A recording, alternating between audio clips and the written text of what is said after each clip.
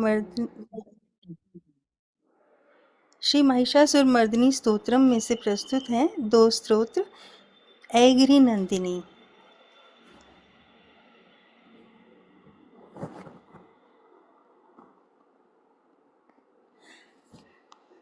ऐगिरी नंदिनी नंदित मेदिनी विश्व विनोदिनी नंदिनुते गिरिवर विंध्य शिरोधिनी वासिनी विष्णु विलासिनी शिष्णुनुते भगवती हेशिति कंठ कुटुंबिनी भूरि कुटुंबिनी भूरि कृते जय जय हे महिषासुर मर्दिनी रम्यक पर्दिनी शैलसुते मां रम्यक पर्दिनी शैलसुते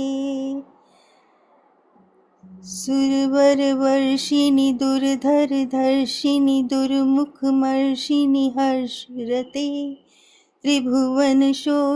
त्रिभुवन पोषिणी शंकर तोषिणी किल्बिष मोषिणी घोषरते दनुज निरोषिणी दितिसुत रोषिणी दुर्मद शोषिणी सिंधुसुते जय जय हे महिषासुर मर्दिनी रम्यक पर्दिनी शैलसुते मां रम्यक पर्दिनी शैलसुते ऐ जगदम्ब मदम्ब कदम्ब वन प्रियवासिनी हासरते शिखरि शिरोमणि तुंग हिमालय शृंग निजालय मध्यगते मधु मधुरे मधु कैटभ भंगजनी कैटभ भंजिनी रासरते जय जय हे महिषासुर मर्दिनी रम्यक पर्दिनी शैलसुते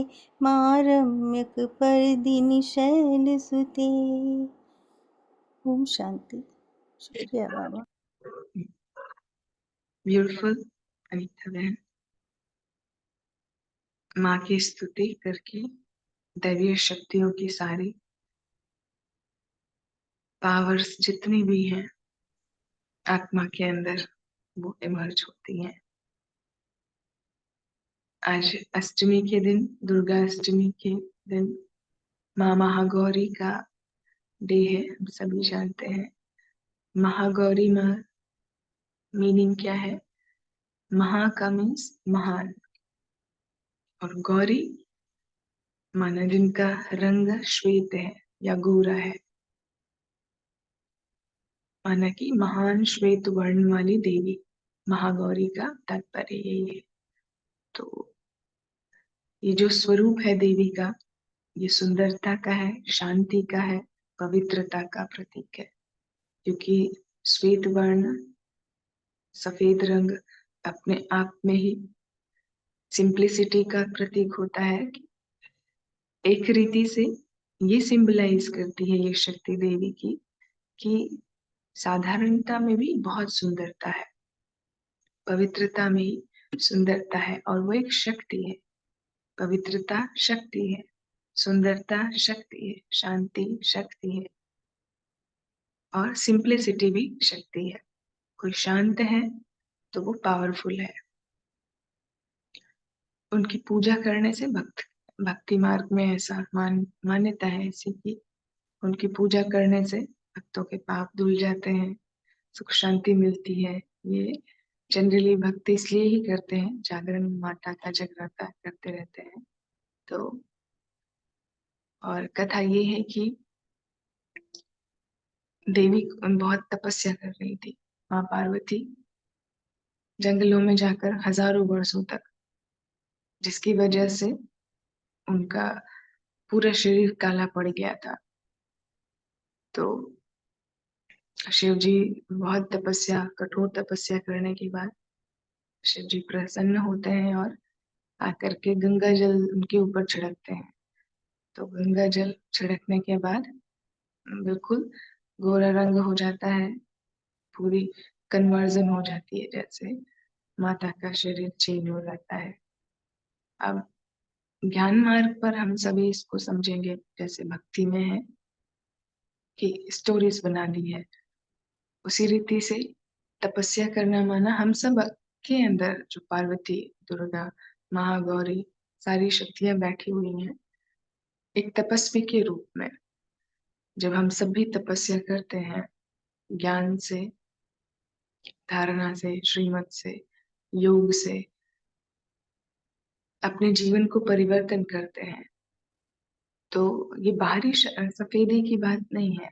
ये बहुत बाहर से सुंदर दिख रहे हैं गोरे गोरे, परंतु ज्ञान से भरपूर हो जाती है जब आत्मा पहले अज्ञान के अंधकार में रहती है। फिर जब धीरे धीरे तपस्या करते हैं, तपस्या माना कि अपने जीवन में संस्कारों को चेंज करते हैं, ज्ञान गुण शक्तियों से भरपूर करते हैं स्वयं को, तो स्वयं ही अपने अंदर डिवाइन क्वालिटी आ जाती है।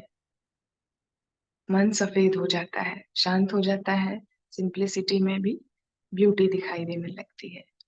तो स्वरूप बिल्कुल शांत। अभी पिछला 7वां हम सब ने देखा था स्वरूप माता का, कि बहुत ही भयावह रूप है माँ काली का, सभी को मुंडी काट के भी खून भी पीने वाली, ऐसा भयानक रूप।